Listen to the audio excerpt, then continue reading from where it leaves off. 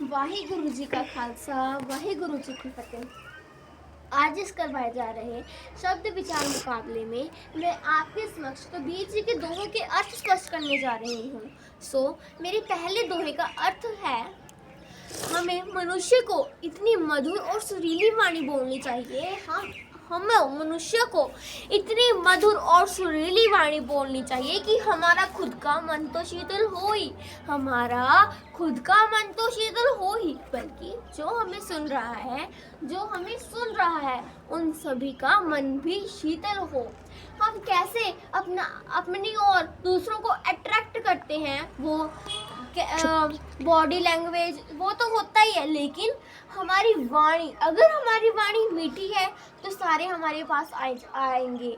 दुख में बोलते हैं ना लोग, दुख में कोई नहीं खड़ता, सुख में ही लोग साथ, सुख में ही सब आते हैं, दुख में कोई नहीं आता। अगर तुम्हारी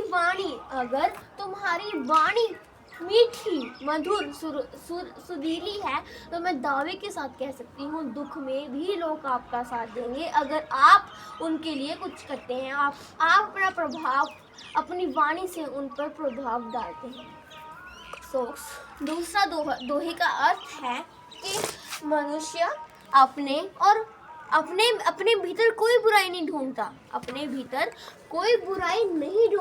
बल्कि दूसरों की बुराइयों को ढूंढने में लगा रहता है। हाँ, उसको अच्छा बोलना नहीं आता है ना, वो अच्छे कपड़े नहीं पहनता, ये वो कुछ भी ला लो, कुछ भी अवगुण है ना दूसरों में ढूंढेगा। कभी अपने भीतर देखा है कि अगर तुम दूसरों में बुराइयां ढूंढ रहे हो, अपने में बुराई ढूंढना 3 उंगलियां हैं।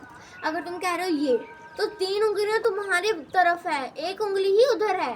पहले अपने भीतर देखो। अगर तुमने अपने अवगुण पर काबू पा लिया तो तुम सफलता के मार्ग पर अच्छी तरह से चल सकते हो। तीसरा है, अगर हर एक मनुष्य दुख में भगवान को याद करता है, हे भगवान मेरी ये कामना पूरी हो जाए, मेरा रिजल्ट अच्छा आए, मुझे ये मिल जाए, मुझे वो मिल जाए, मेरी पोजीशन आ जाए, कुछ भी, मेरे मार्क्स अच्छे आए, है ना। अगर तुम दुख में, मतलब दुख तो नहीं, मतलब हाँ भगवान इस बार मेरे पेपर अच्छे, सारा साल तुम गुरुद्वारे नहीं जाओगे, पेपर के पहले तुम गुरुद्वारे जाओगे, कौन सी बात हुई ये? सारा साल ऐसे नहीं। ऐसे ना, एक पेड़ को अगर उसकी जड़ स्ट्रांग होगी, अगर उसका रोज पूरे साल पालन, हम उसकी देखभाल करेंगे तो वो ग्रोथ करेगा। ऐसे नहीं पेड़ लगाया और आर्टिफिशियल पेड़, वो हमें ऑक्सीजन दे रहा है? नहीं दे रहा। अगर उसका सारे साल हम करेंगे देखभाल तो ही वो हमें फल देता है। इसलिए मनुष्य को भी अपने सारे साल अच्छे कर्म करने चाहिए, तो ही एंड में जाकर उस फल उसको मीठा मिलता है। सब्र का फल हमेशा मीठा ही होता है। तो अगर और चौथे दोहे में कबीर जी कहते हैं, अगर एक तरफ गोविंद खड़े हैं और दूसरी तरफ गुरु खड़े हैं तो तुम किसको चुनोगे? तुम किसके पाँव को माथा टेकोगे? किसके?